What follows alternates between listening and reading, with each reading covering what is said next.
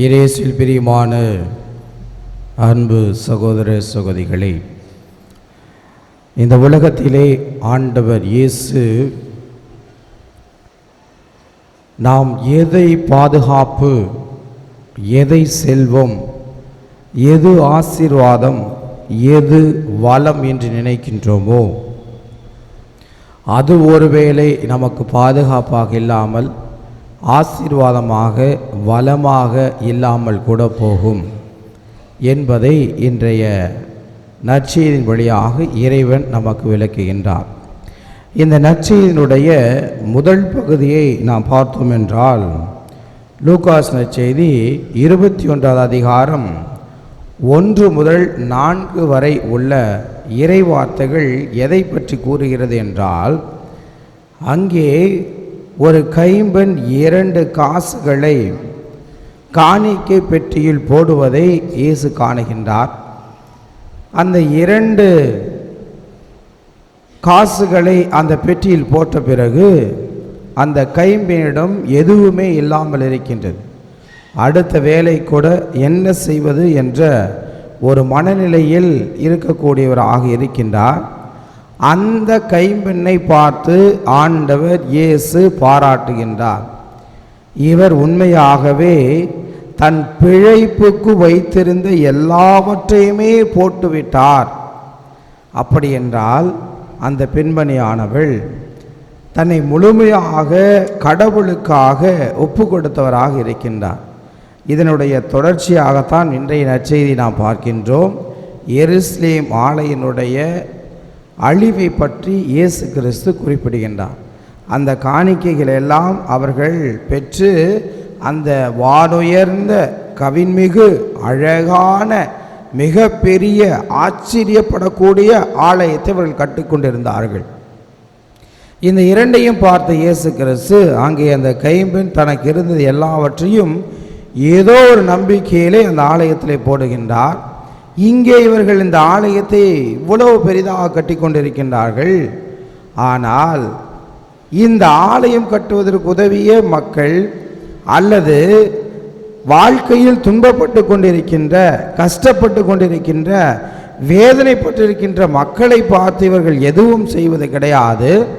தாகமாக இருக்கிற மக்களுக்கு அவர் தண்ணீர் தருவது கிடையாது. சிறையில் இருந்த மனிதர்கள் அவர்கள் சந்தித்தது கிடையாது. பசியாக இருந்தவர்களுக்கு அவர்கள் உணவு அளித்தது கிடையாது. அமைதியின்றி இருந்தவர்களுக்கு அவர்கள் அமைதி தருவதை விட்டுவிட்டு இந்த ஆலயத்தையே கட்டுவதை முக்கியமாக வைத்தவர்கள் செயல்பட்டு கொண்டிருந்தார்கள். இந்த மனப்போக்கை தான் ஆண்டவர் கண்டிக்கின்றார். அவர்களை பார்த்து சொல்லுகின்றார், இன்று நீங்கள் இந்த ஆலயத்தை பெருமையாகவும் அது உங்களுக்கு ஒரு ஆடம்பரமாகவும் அது எங்களுக்கு ஒரு பெயர் சொல்லக்கூடியதாகவும் ஆசீர்வாதமாகவும் நீ நினைக்கிறீர்கள். அது கல்லின் மீது கல் இல்லாதபடி இடித்து போடப்படும் என்று இயேசு குறிப்பிடுகின்றார். அதை கேட்ட சீடர்கள் பதறி போகிறார்கள். அப்படியா, ஆண்டவர் என்ன இப்படி சொல்றாரு?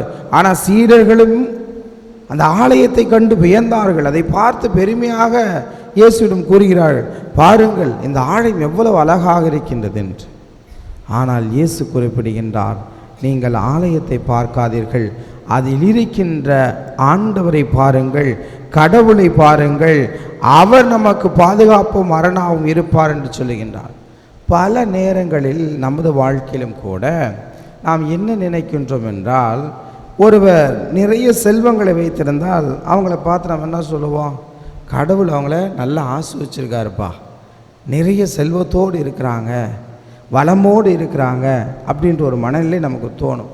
யாராவது கொஞ்சம் கஷ்டப்பட்டோம்னா அல்லது நம்மளே கூட கஷ்டப்படும் போது, ஆண்டவர் என்னை ரொம்ப சோதிக்கிறாரு, எனக்கு ரொம்ப கஷ்டமாக இருக்குது, எனக்கு துன்பங்கள் வருகின்றன, வேதனைகள் வருகின்றன, நான் என்ன செய்வது என்று நான் ஒருவேளை ஆண்டவருடைய ஆசீர்வாதம் நமக்கு இல்லையோ என்ற ஒரு மனநிலைக்கு சென்று விடுகின்றோம். ஆனால் ஆண்டவர் குறிப்பிடுகின்றார், நீங்கள் ஏமாறாதவாறு பார்த்து கொள்ளுங்கள், நீங்கள் ஏமாறாதவாறு பார்த்துக்கொள்ளுங்கள் அவர் சொல்லுகின்றார். ஏனென்றால் ஆண்டவர் வருகையின் போது நாட்டை எதிர்த்து நாடும், அரசை எதிர்த்து அரசும் எழும். அது மட்டுமல்ல, உங்கள் பெற்றோர் இதுதான் நம்ம வாழ்க்கையில் நடக்கக்கூடியது. நிறைய பேர் சொல்லுவாங்க, இதுதான் சாமி என் வாழ்க்கையிலே நடக்குது.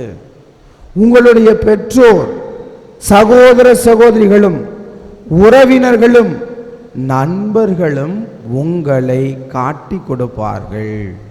வேற யாரும் நம்ம காட்டி கொடுக்க தேவையில்லை. வெளியிலிருந்து வந்து யாரும் நமக்கு செய்ய போகிறது கிடையாது. நம் உடன் இருப்பவர்கள் தான் நம்ம காட்டி கொடுப்பாங்க. உடன் இருப்பவர்கள் தான் நம்மளை ஏளனமாக பேசுவார்கள். உடன் இருப்பவர்கள் தான் நமக்கு துணையாக நில்லாமல் போய்விடுவார்கள். ஆனால் நம்ம மனநிலை எப்படி இருக்குது? பெற்றோர்கள் பிள்ளைகளை பெற்றெடுப்பது எதற்காக?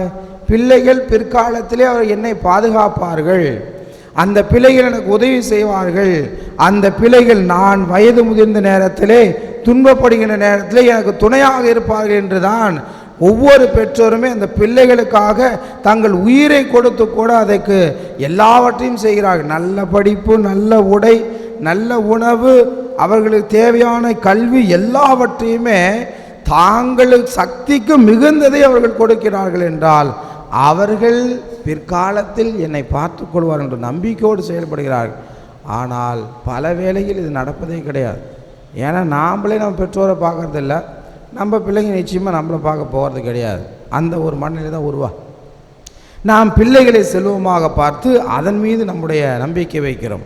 நமக்கு இருக்கின்ற சொத்து பத்து, வீடு, காரு, பங்களா எல்லாருக்கும் ஒன்று வேணும், அதை ஒரு ஆசீர்வாதமாக பார்த்து அது எனக்கு பாதுகாப்பு தரும் என்று அதை நம்பிக்கையோடு நாம் இருக்கின்றோம். ஆனால் இறைவன் சொல்லுகின்றார், இதையெல்லாம் நீங்கள் நம்பினார்கள், ஒருவேளை அவர்கள் உங்களை கைவிடலாம், ஆனால் நான் உங்களை ஒருபோதும் கைவிடவே கிடையாது. நான் உங்களோடு இருக்கிற நம்பிக்கை ஆண்டவர் நமக்கு தருகின்றார். அதை தான் ஆண்டவர் இயேசு தெளிவாக சொல்லுகின்றார்.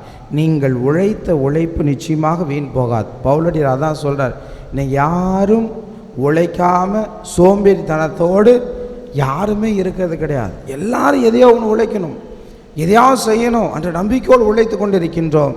ஆனால் எதற்கு நாம் முக்கியத்துவம் கொடுத்து, எதற்கு நாம் அதிக ஈடுபாடு கொண்டு, எதன் மீது நாம் நம்முடைய விசுவாசத்தை வைத்து உழைக்கின்றோமோ அதற்குரிய பலனை பெற்றுக்கொள்வோம். அந்த உழைப்பும் நம்மளுடைய அந்த தேவைகளை நாம் ஆண்டவர் மீது வைக்கின்ற பொழுது நாம் நிச்சயமாக ஆசீர்வதிக்கப்பட்டவர்களாக இருப்போம். அதை தான் ஆண்டவர் சொல்லுகின்றார், உங்கள் தலைமுடி ஒன்று கூட விழவே விழாது. உங்கள் சகோதரர்கள் உங்களை ஏமாற்றலாம், உங்களுடைய பெற்றோர்கள் உங்களை ஏமாற்றலாம், உங்கள் பிள்ளைகள் உங்களை கைவிடலாம், உங்கள் கூட இருக்கிறவங்க கைவிடலாம், உங்கள் பணி செஞ்சவங்க உங்களை ஏமாற்றி கைவிட்டு போயிடலாம், இந்த உலகமே உங்களை எல்லாம் வெறுத்தரலாம், இந்த உலகமே உங்களை கைவிட்டுடலாம், இந்த உலகமே உங்களை பார்த்து ஏளனமாக பேசலாம். ஆனால் இருப்பினும் ஆண்டவர் சொல்கிறார், இருப்பினும் அவங்களாம் காட்டி கொடுத்தா கூட இருப்பினும் உங்கள் தலைமுடி ஒன்று கூட விழவே விழாது. அதை தான் ஆண்டவர் சொல்கிறார். ஒருத்தனும் no one can be against you. ஆண்டவர் நான் இருக்கேன் என்ற நம்பிக்கை தருகின்றார். எனவே நீங்கள் மன உறுதியோடு இருந்து உங்கள் வாழ்வை காத்து கொள்ளுங்கள் என்று சொல்லுகின்றார். நம்முடைய வாழ்க்கையில் ஆண்டவர் இதை தான் சொல்கிறாரு. உங்களுக்கு எவ்வளோ பிரச்சனை வந்தாலும் உங்களுடைய தலைமுடி ஒன்றை கூட யாருமே ஒன்றும் செய்ய முடியாது, விழவே விழாது. No one can pluck your hair. தமிழில் சொன்னால் கொஞ்சம் இதாக தான் இருக்கும். ஒருத்தரும் ஒன்றும் பண்ண முடியாது. நான் உங்கள் கூட இருக்கேன், நான் உங்களை ஆஸ்வதிக்கின்றேன். நீங்கள் மன உறுதியோடு இருந்து உங்கள் வாழ்வை காத்துக்கொள்ளுங்கள் ஆண்டவர் சொல்கிறாரு. எனவே நம்மை ஆண்டவர் ஆஸ்வதிக்கின்றார், நமக்கு துணையாக ஆண்டவர் நிற்கின்றார். எவ்வளவு துன்பங்கள் இந்த உலகமே அழிந்து போனாலும் கூட இறைவன் நம்மை காக்கப் போகின்றார். இறைவன் நம்ம இருக்கின்றார். நம் மன உறுதியோடு நமது வாழ்வை காத்துக்கொள்வோம். இறைவன் நமக்கு நிறைவான ஆசீர்வாதங்களை என்றும் வழங்குகின்றார்.